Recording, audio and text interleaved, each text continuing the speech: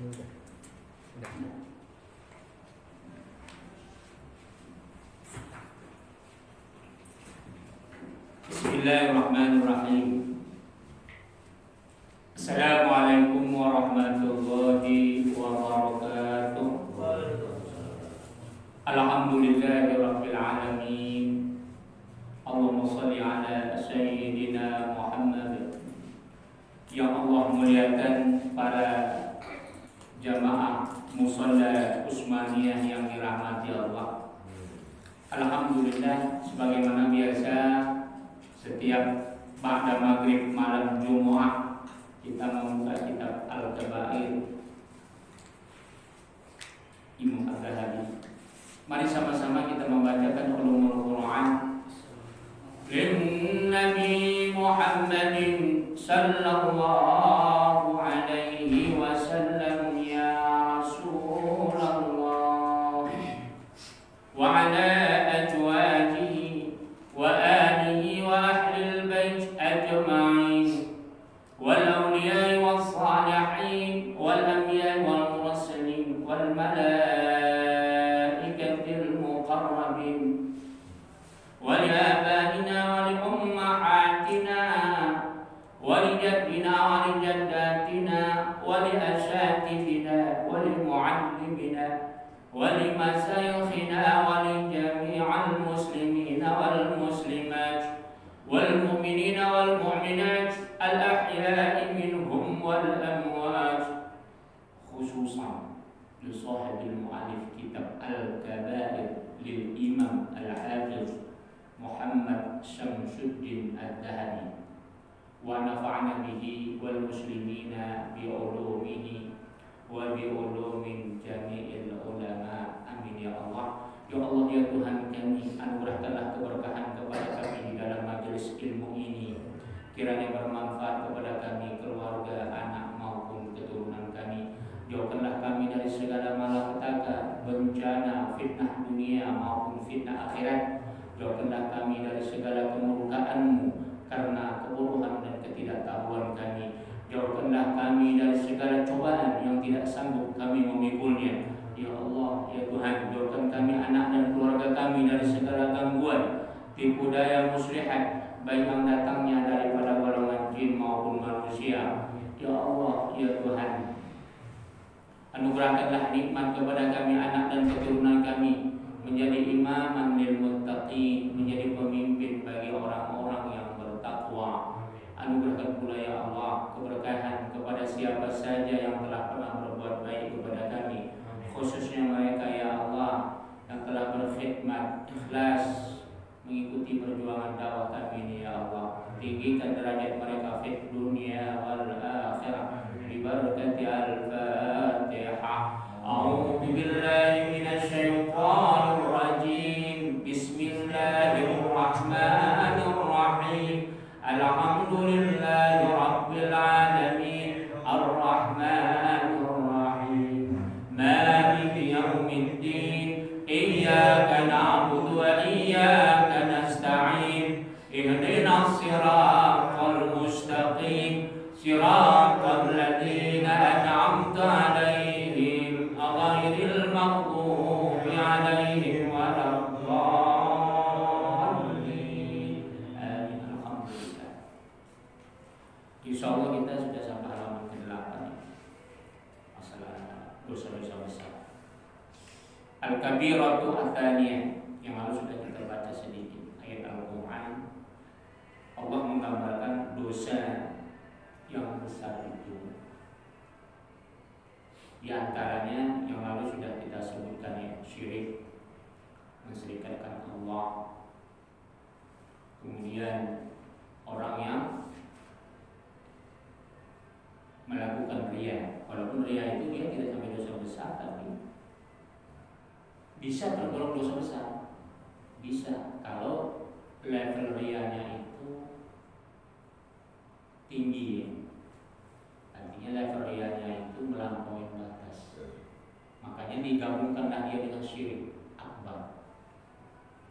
Syirikul akbar, syirik yang besar. Itu syirik yang besar juga punya level tertentu. Ada syirik yang paling besar itu adalah murtad. Murtad itu paling tertinggi. Baru nanti ada syirik besar juga. Level setelah murtad itu apa? Orang yang menggabungkan antara keimanan dan kesyirikan. Apa yang Allah larang. Di antaranya apa? Penyihir. Nah, itu nanti akan datang insyaallah. Yang harus sudah sempat dibahas mukadimah kita. Al-kabiratu ats-tsaniyah. Dosa besar yang kedua qatlun nafs. Membunuh.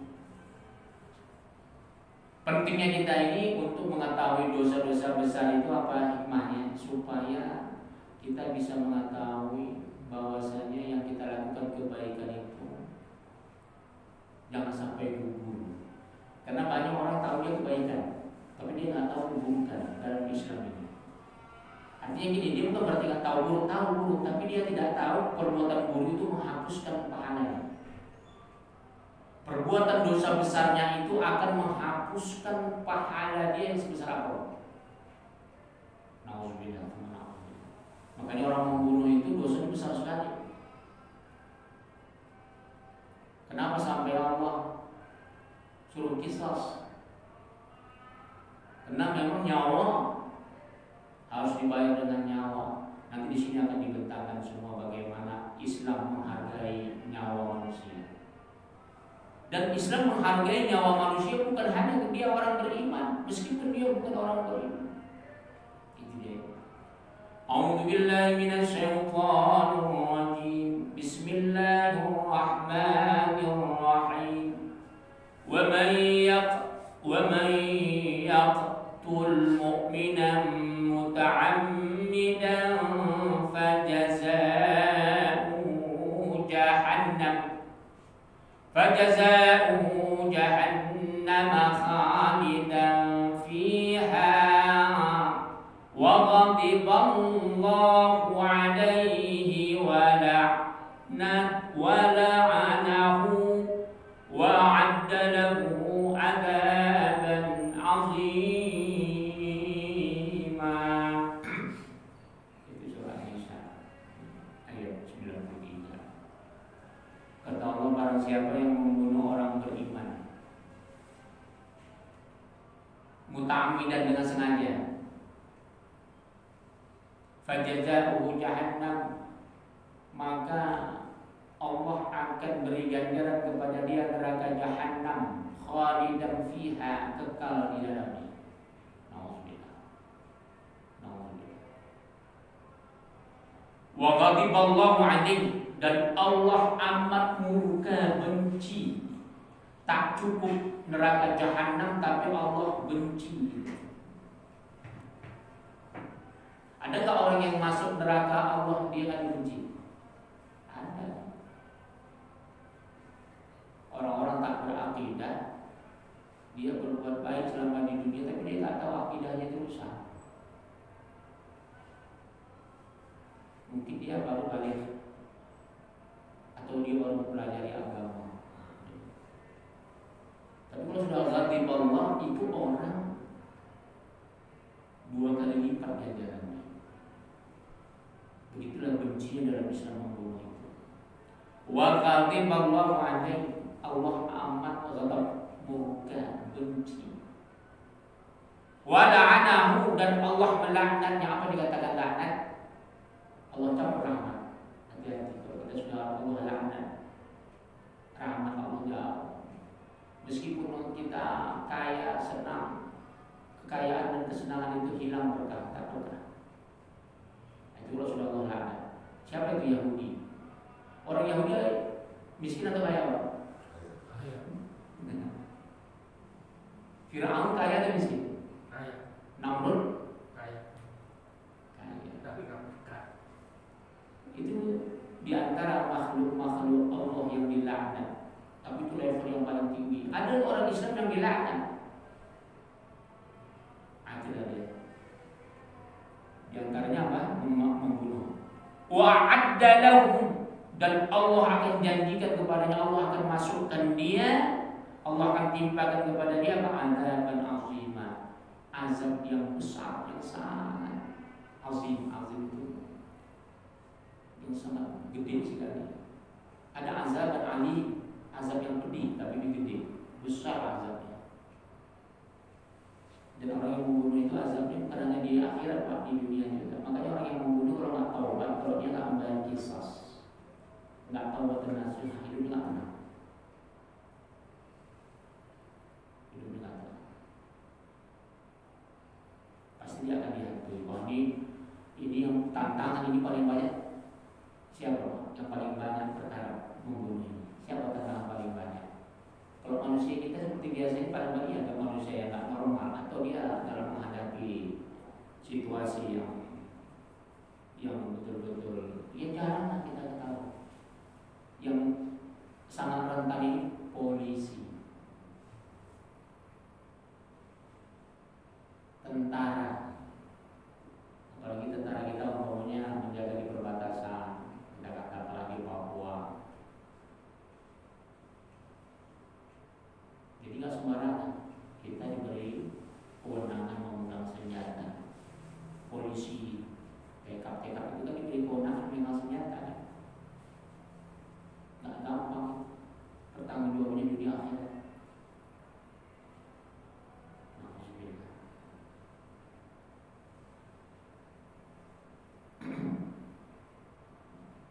Jadi coba perhatikan orang-orang yang sudah melanggar SOP dalam tugasnya, meskipun namanya cantik, namanya cantik, mulia namanya, duitnya banyak, mukanya bersama. Ternyata setelah kita baca biografinya, pernah memberantas ini, memberantas itu, memang baik, tugas itu bagus. Tapi ternyata di dalam tugasnya itu ada yang melanggar SOP. Hati-hati, harus tobat.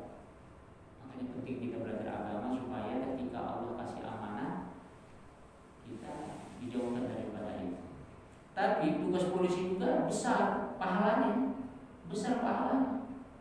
kalau dia menjalankannya dengan baik. Meninggalnya mati syahid. Tentara itu meninggalnya mati syahid kalau dia sesuai dengan agama. Jadi pasukan yang disebut jihad di dalam Al-Quran itu ya polisi. Makanya di zaman Rasulullah orang yang berjihad itu apakah semua masuk surga?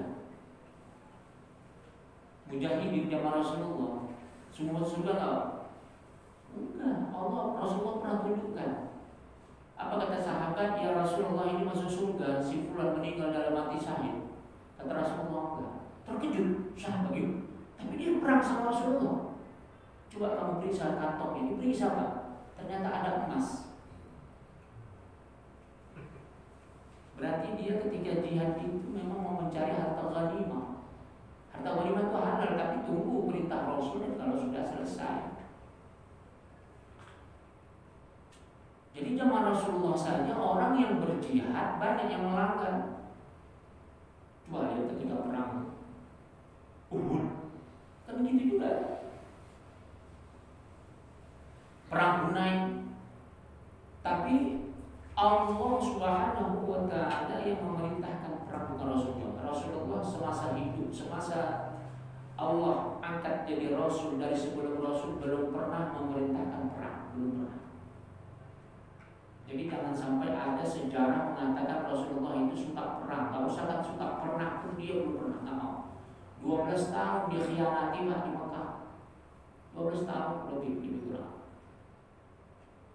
Dikhianati sama keluarga sendiri dalam perjuangan dakwahnya, dilempari, dimaki, diusir dari negerinya. Tapi dia sabar.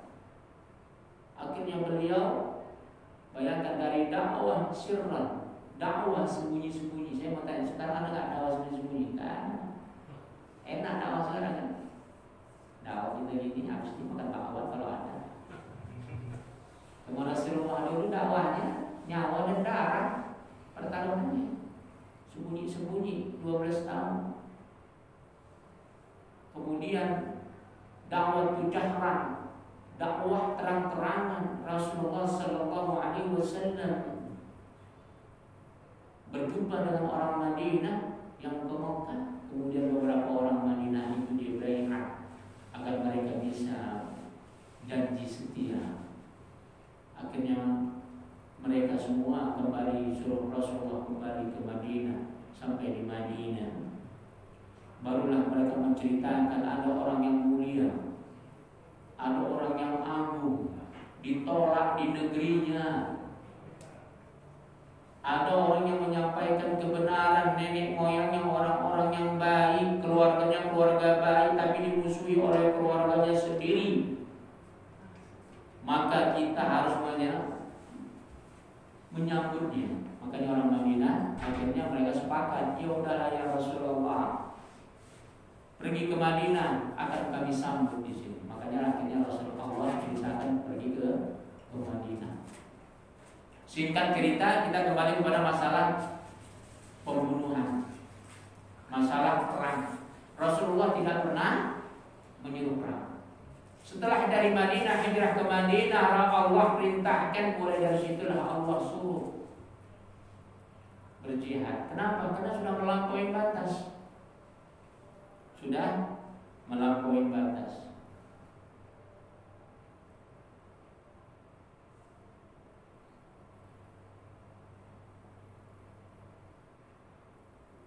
Kenapa? Melampaui batas.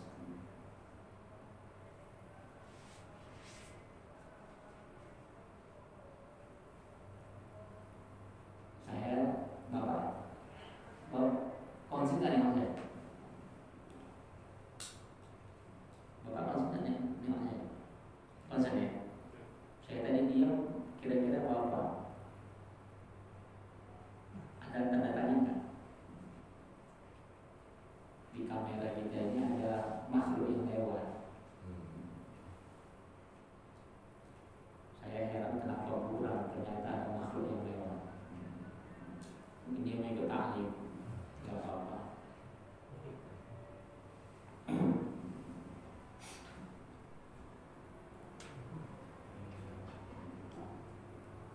Jadi Rasulullah Sallallahu Alaihi Wasallam setelah kenapa diperintahkan Allah? Karena fa'in qatalukum faqtulu, karena sahabat disiksa, karena banyak para sahabat, orang-orang muslim dikhianati, mereka dimusuhi, diusir dari negerinya. Jadi karena perintah Allah. Jadi dosa besar itu apa? Setelah yang kedua, qatlun nafs, membunuh. Dalam ayat lain, walladzina la yad'una ma'allahi ilahan akhar wa la yaqtuluna an-nafsa allati harrama Allahu illa bil haqqi wa la yaznun wa man yaf'al dhalika yalqa athama yudha'af lahu al-'adhabu yawma al-qiyamati wa yakhlud fihi muhanan illa man taba wa amana wa 'amila amalan salihan fa ulaika yubaddilu Allahu sayyi'atihim hasanati wa kana Allahu ghafurur rahima.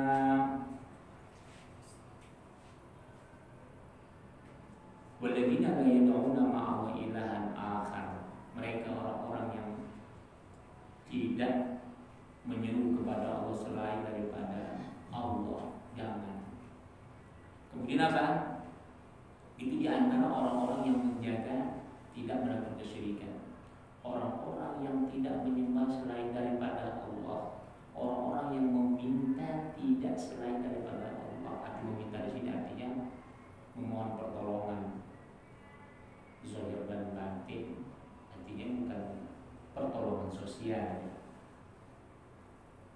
Kan banyak manusia dari zaman para nabi dulu meminta pertolongan makhluk-makhluk lain.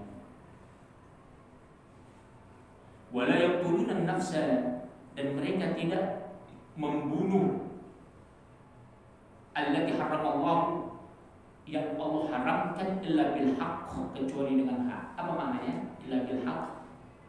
Artinya kalau sekarang kita simpulkan, orang yang boleh dihukum mati apabila sudah putusan hakim. Meskipun dia halal membunuh akan dihukum mati, atau umpamanya dia melakukan pidana, memang sudah tertulis dalam undang-undang orang pidana ini diteliti dia di penjara 4 tahun, 5 tahun. Tapi kita boleh nggak kita memenjaranya? Nggak boleh. Mesti hakim yang memutuskan. Hakim sendiri pun tidak boleh memenjarakan. Ada lembaga lain yang berhak memenjaranya. Siapa? Polisi. Polisi pun nggak selamanya berhak menahan orang, dia sementara saja. Siapa? Ya LP lah. Jadi ada tahapan, ada runtutan. Jadi illa bil haqq, jangan sampai pribadi-pribadi. Jangan sampai pribadi-pribadi.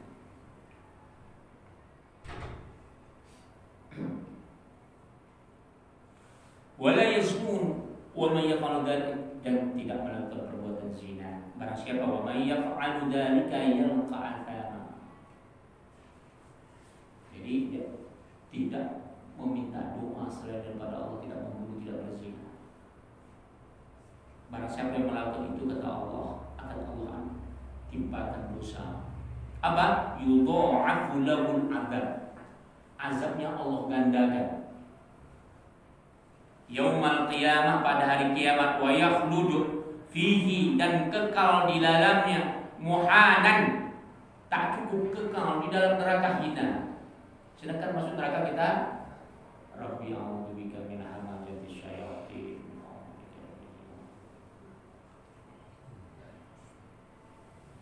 Jadi di dalam neraka saja kita sudah tidak tahan, apalagi sempat Allah hinakan. Illa man taba, kecuali orang yang melakukan tobat, wa amana, dan beriman, wa amila amalan, dan dia melakukan amal salihan saleh. Nah, ini syaratnya sebesar apapun dosa. Dosa besar itu tadi apa? Meminta selain daripada Allah, membunuh, berzina. Tapi ternyata Allah bilang illa man taba. Kalau orang yang taubat, Allah terima. Illa man taba. Tapi tak cukup taubat, wa amana, dia beriman. Ada nggak orang yang tak berakidah melakukan zina taubat? Banyak orang. Ada nggak orang yang tak berakidah melakukan pembunuhan dia taubat? Banyak. Tapi dia tidak menjadi syarat orang yang mulia. Tidak menjadi syarat. Syaratnya apa? Wa amana. Apakah cukup orang yang melakukan dosa besar beriman saja? Tidak cukup. Wa amila amalan. Dia harus melakukan perbuatan-perbuatan apa? Saleh. Apa yang dikatakan saleh? Yang baik. Bukan hanya perkara agama. Apa saja? Buang sampah pun saleh. Buang sampah saleh. Senyum saleh. Melakukan kebaikan dari yang paling kecil sampai yang paling besar, apa saja itu disebut saleh. Makanya amalan-amalan saleh itu akan membuat kita semakin tenang. Faulaika yubaddilullahu sayiatihim.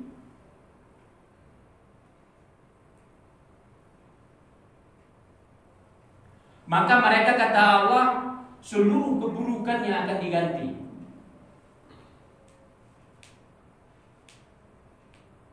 Akan ditukar.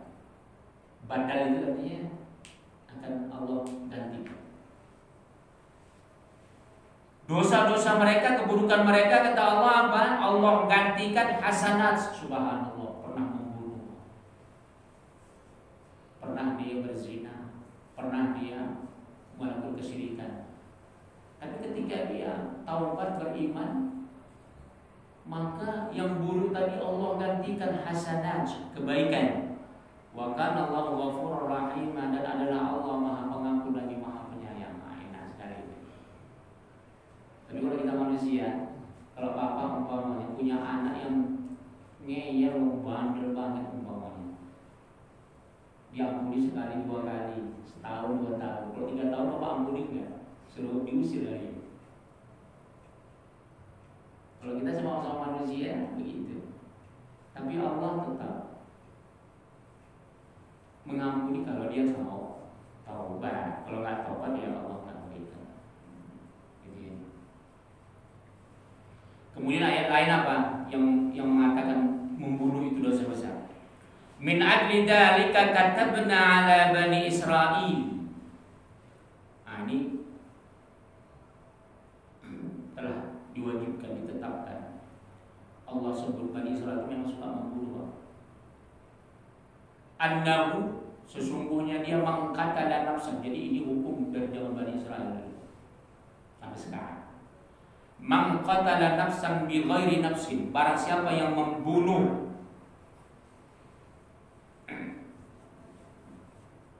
manusia, au fasadan fil ardi, atau dia melakukan kerusakan di dunia. Apa yang dikatakan fasadan fil ardi?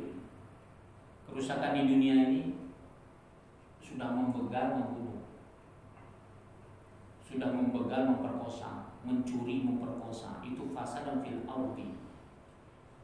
Itu dalam ayat lain Allah sebutkan malah orang yang berani mencuri, membegal dan memperkosa. Kalau di dalam Al-Quran itu disalib, hukumannya disalib, dipotong tangan kanannya. Kalau melakukan lagi dipotong kaki kirinya, melakukan lagi dipotong tangan kirinya, melakukan lagi kaki kanannya dipotong.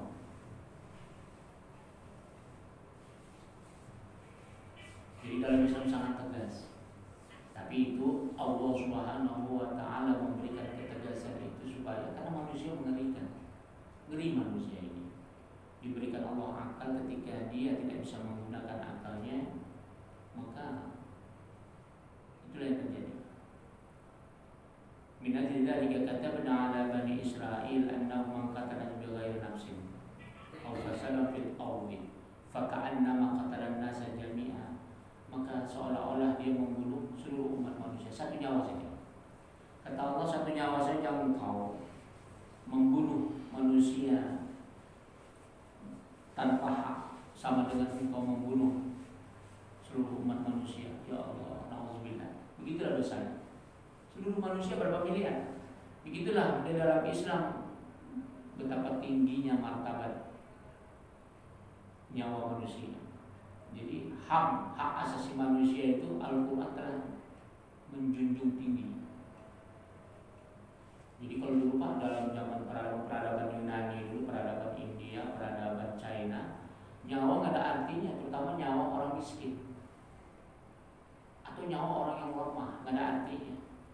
Ya udah, mereka kalau nggak suka mereka bunuh, mereka kasih buaya dan sebagainya. Jadi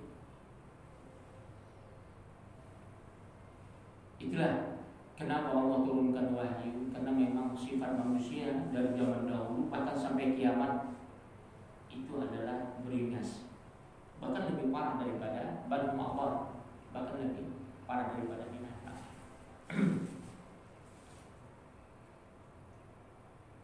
Wa man ahyaha faka'annama ahya'an nasa jami'a. Barang siapa yang dia menghidupkan manusia, sama dengan dia berarti satu nyawa saja yang dihidupkan. Wa man ahyaha. Barang siapa yang dia menghidupkan satu nyawa saja, faka'annama, seolah-olah dia ahyan nasa jami'a, seolah-olah dia menghidupkan seluruh umat manusia. Subhanallah. Jadi kalau Bapak menolong orang miskin, Pak, ada orang miskin Bapak tolong, Bapak kasih obat, makan, sekolah, satu orang saja, itu kata Allah sama dengan kamu itu sudah menolong seluruh umat manusia. Begitulah pahalanya. Makanya benarlah Rasulullah SAW mengatakan, ketika Rasulullah berada di masjid beliau, Masjid Nabawi yang sekarang ini, sampai Rasulullah mengatakan, Wa massa barang siapa yang dia menolong saudaranya, khairu min i'tikafi fi masjidil haja, lebih baik i'tikafnya itu asal sini, lebih seandainya dia i'tikaf di masjidku ini 10 tahun lamanya dibandingkan dia menolong orang lain yang susah. Menolong itu jauh lebih tinggi martabatnya ketimbang 10 tahun dia i'tikaf di masjidku ini. Bayangkan, satu sholat saja di Masjid Nabawi berapa? 1000 ya. Kalau di Masjid Mekah berapa? 100 ribu. Kalau di Palestina 500 sholat. Bapak bayangkan, kata Rasulullah sampai meneteskan air mata Rasulullah Shallallahu Alaihi Wasallam menasihati sahabatnya, apabila engkau punya rezeki bisa menolong orang lain satu saja, bisa menolong orang lain, maka itu lebih baik daripada engkau iktikaf selama 10 tahun di masjid ini. Subhanallah. Begitulah umat Islam, mulianya ajarannya.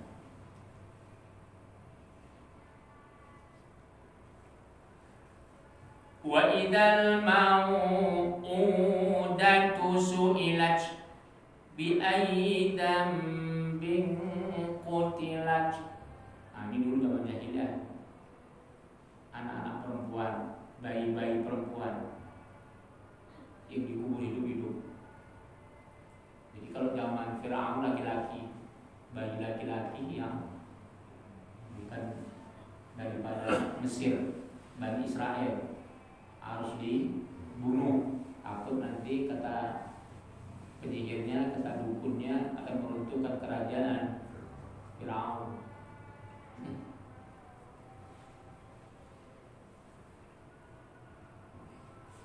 Jadi kita pun sekarang begitu. Kita sekarang umat Islam, mayoritas Islam di Indonesia ini Pak, sama kayak Firaun juga, meminta bisikan kepada dukun juga. Saya terkejut, saya viral itu di media-media video itu Pak. Dukun-dukun yang dipakai presiden-presiden yang lalu itu Pak, ngomong sekarang, ngoceh sekarang. Saya dulu dipakai presiden ini, presiden ini. Dan itu presidennya kan Islam semua juga. Gak bisa ditutup-tutupi, dia udah ngomong di situ kan, di video, di medsos. Saya dulu disuruh begini begitu, mengawal istana. Karena katanya banyak serangan-serangan santet, bukan hanya dari Indonesia, bahkan ada dari India. Jadi saya harus mengorbankan diri saya untuk demi negara. Jadi bayangkan sampai seperti itu. Padahal kalau macam Gus Dur kan baca Quran aja di istana itu selesai. Tak perlu. Aja pakai ini baca Quran aja. Kalau orang yang baca Quran pasti nggak betah dia di istana. Ini kan enggak. Itu Pak pengakuan anak Gus Dur jadi wahid Pak. Istana itu banyak jin itu. Makanya anak-anak presiden ada yang betah tinggal itu. Ya gimana kan seluas itu. Sedangkan siang aja saya serem itu. Terus terang saya kan pernah seminar di dalam istana Bogor itu. Siang Pak, setelah seminar itu saya ke kamar mandi menjelang Jumat. Bayangin siang saya kita masuk kamar mandi ya saja lain betul. Maksudnya suasananya tidak seperti kita di rumah. Jadi, makanya betul kata Rasulullah, rumah yang nggak pernah dibacakan Quran itu akan jadi markas, akan ya tipu ada sempit keluarganya, jadi kayak mana istana rumah kita Pak. Kalau nggak pernah dibacakan Quran, rumah kita gedung, semua fasilitas ada, tak cukup AC yang dingin, AC yang bisa cuaca panas bisa dibikin steril, temperatur. Jadi dia umpamanya mau temperatur 10 derajat, 20 derajat, 30 derajat Celcius bisa, sesuai dengan tekanan darah. Jadi kalau istana itu kan temperaturnya sesuai dengan tekanan darah presiden, makanya presiden kan ceria terus ya. Jadi temperatur di dalam istana negara itu kan memang sudah diukur sesuai dengan tekanan darah presiden. Makanya presiden itu kan jarang sakit. Kalau sakit langsung diobati. Udah kata Rasulullah, meskipun engkau semuanya penuh dengan fasilitas, ya udah ibarat rumah besar. Tapi kayak mana miskinnya engkau, kan banyak kan orang yang kontrak itu supir nggak usah kan tidur, duduk pun susah, sakit sepit.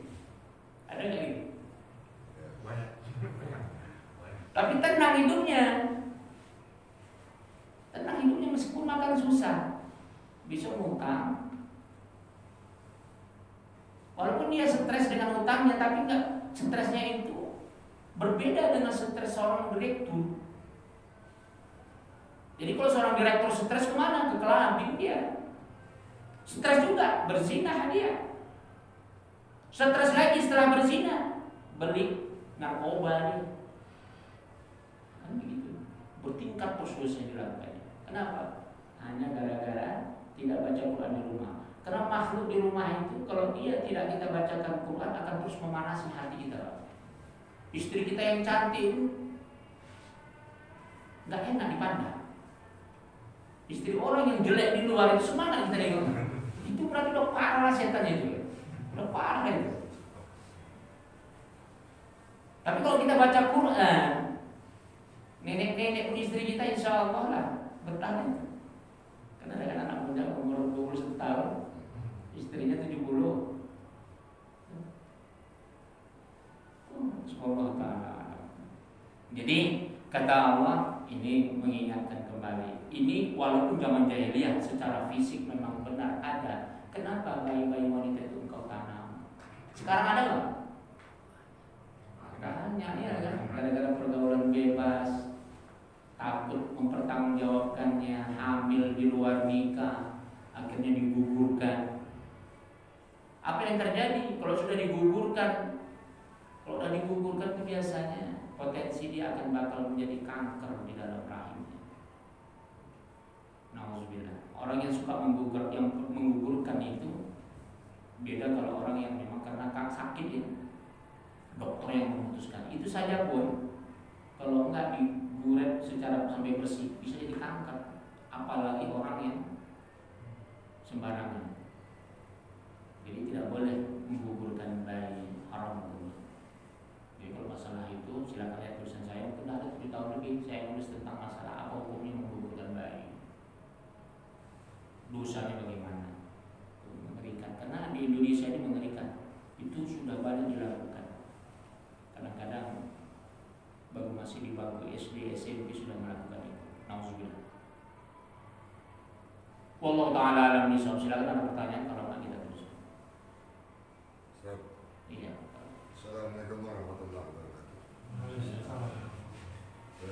Soal pembunuhan, apa hukumnya kelompok teroris yang dibunuh? Ya wallahu alam, apa itu terbukti berdasarkan data BNPT atau kepolisian atau apa? Dalam polisi mengeksekusi. Selanjutnya ada saya lihat juga dan mungkin marah lah, hampir di Madura mayoritas yang maling motor, maling sapi itu langsung dibakar hidup-hidup. Hukumnya masyarakat itu seperti apa? Itu yang pertama. Yang kedua soal martabat Islam. Antara ada seseorang yang datang meminjam duit, dengan kita niat sedekah, mana yang lebih baik? Walaupun sedekah itu tidak meluluskan permintaan dia 100%, 50 atau 70%, atau sebaiknya kita pinjamkan atau sebaiknya kita sedekah aja. Itu aja, Ustaz. Terima kasih. Gitu ya. Alhamdulillah, Allahumma shalli ala sayyidina Muhammad.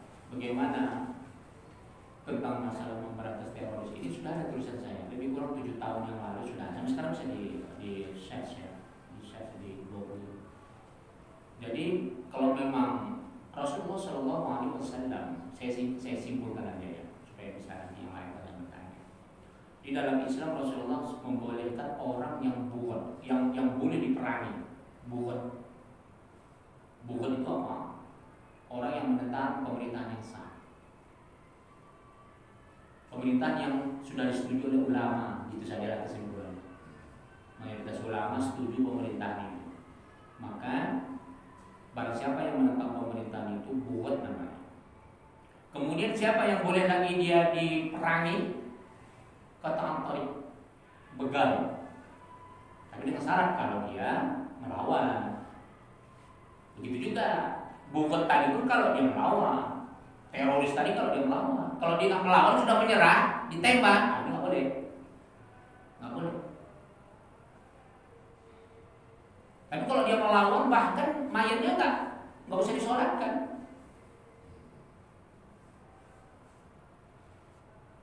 Fardu kifayahnya yang lainnya itu termasuk apa? Qata'at tarik, begal. Jadi begal, tapi bukan berarti begal itu boleh diperangi. Masyarakat meranginya nggak boleh, ya. Seperti pertanyaan berikutnya tadi tentang masalah orang yang mencuri motor dan sebagainya dibakar itu nggak boleh. Meskipun dia berhak untuk umpamanya dihukum mati, tapi tetap nggak boleh masyarakat bertindak sendiri, itu nggak boleh. Mesti hukum yang menyelesaikannya. Kemudian apalagi al-asobah atau asobiyah, orang yang fanatisme, perang suku. Ada nggak di Indonesia perang suku? Ada. Jadi kalau orang yang perang suku apabila didamaikan oleh pemerintah nggak mau, maka polisi boleh perangi dia, tapi dengan syarat kalau dia melawan. Kalau dia nggak melawan, nggak boleh diperangi, nggak boleh di.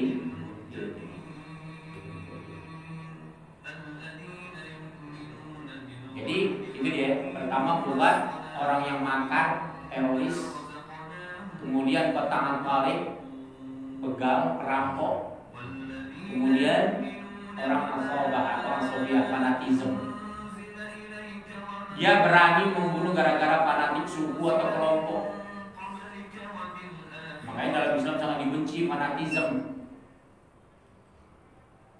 Laisa minna man da'a ila asabiyah.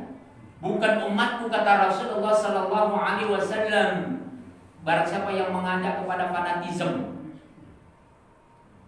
Wa laisa minna man qatala ala asabiyah.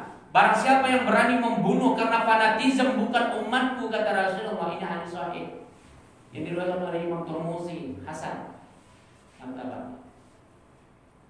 Walaysa minna man mata ala sabiyah. Dan bukan umatku barang siapa kata Rasulullah ketika dia mati hatinya masih ada fanatisme. Makanya kita penting. Oh, Indonesia ini multicultural. Nikahnya harus beda-beda suku supaya hilang fanatisme. Kalau orang yang dia tidak mempertahankan satu suku kawin, ini bahaya Pak, melahirkan anak-anak yang fanatik, berbahaya. Dan nggak bisa jadi pemimpin. Coba lihat pemimpin yang bijak itu pasti darahnya bercampur, tidak murni. Soekarno, Habibie. Itu campur dia. Kalau Gus Dur asli ya. Jadi jarang, sangat jarang. Makanya Gus Dur walaupun dia toleransi, tapi kan masih nampak ininya, culture-nya itu nampak. Tapi beda dengan Soekarno dengan ini. Jadi pemimpin-pemimpin besar dunia itu rata-rata yang bijak itu apabila dia sudah bercampur darah. Tapi kalau enggak ya kayak Hitler loh. Coba lihat Hitler, ngeri kan rasisnya. Coba lihat mau tahu, walaupun hebat. Jadi banyak pemimpin-pemimpin yang mereka itu rasis dan kurang bijak ya gitu. Apalagi Indonesia yang multicultural, maka kita harus. Nah itu kalau dari segi tadi. Jadi dari satu paket ya dengan pertanyaan bahwasanya kalau mencuri tidak boleh kita main hakim sendiri. Dosa besar itu haram hukumnya. Bahkan kalau sempat terjadi di masyarakat lagi itu aja kita dengar berarti negara kita nggak aman. Berarti negara kita masih dalam masalah. Maka demokrasi kita belum sempurna, belum baik. Kalau sempat ada masih terjadi di masyarakat main hakim sendiri berarti negara kita belum sebagai negara yang bertanggung jawab. Jadi tidak boleh terdengar di masyarakat kita ada orang yang main hakim sendiri. Gitu dia. Kemudian ada orang yang meminjam duit, mana lebih bagus kita kasih saja, lihat kemampuan kita. Kalau memang dia memerlukan sesuai yang dia pinjam, sebaik lebih bagus kita kasih pinjam ketimbang kita sedekahkan tapi nggak sempurna. Dia perlu uang 200.000, kita sengaja nggak usah dia pinjam, kasih 100.000. Nah, ini panggilannya beda. Karena kata Rasulullah yang sampai pahalanya itu, kata Rasulullah, lebih baik daripada dia 10 tahun iktikaf di masjidku ini, kata Rasulullah, itu orang yang memenuhi hajat saudaranya yang miskin, yang tak sanggup. Maka tergantung kita. Kalau kita mampu, usahakan. Walaupun kita nggak mampu, kalau memang kira-kira kita masih bisa bertahan, usahakan menolongnya. Usahakan menolongnya. Jadi jangan sampai kita, Allah sematkan kita menjadi orang yang syahih atau bakhil. Wala yasabanna alladziina yabkhaluna bima ata'ahum Allahu wa khairun lakum bal huwa syarrun lakum sayutawwaquna ma bakhilu yaumal qiyamah. Jangan kau kira, kata Allah, engkau itu bakhil, kedekut, itu lebih baik untukmu, tapi itu buruk, kata Allah. Nanti orang yang bakhil, kedekut di dunia, hartanya akan kupikulkan di pundaknya. Sayutawwaquna ma bakhilu. Orang yang kedekut, bakhil, pelit, nanti Allah pikulkan di pundaknya di akhirat. Nauzubillah. Nauzubillah. Jadi Islam memang sangat luar biasa. Sampai-sampai jadi rukun Islam menolong itu ya. Rukun Islam apa? Zakat. Bayangkan itu. Menolong sesama manusia menjadi rukun dalam Islam. Jadi kalau ada orang menuduh Islam itu nggak toleran, itu orang gila. Berarti dia belum mengkaji Islam. Rukun Islam saja yang sudah dia hafal dari orang anak TK. Wajib mengeluarkan zakat. Apakah zakat itu untuk orang Islam semua? Enggak. Dari zaman Rasulullah SAW, mu'allafah qulubuhum, itu bukan orang Islam. Bayangkan 600 ekor unta Rasulullah mendapat hadiah. Itu dikasih orang mu'allaf yang belum beriman, non Islam.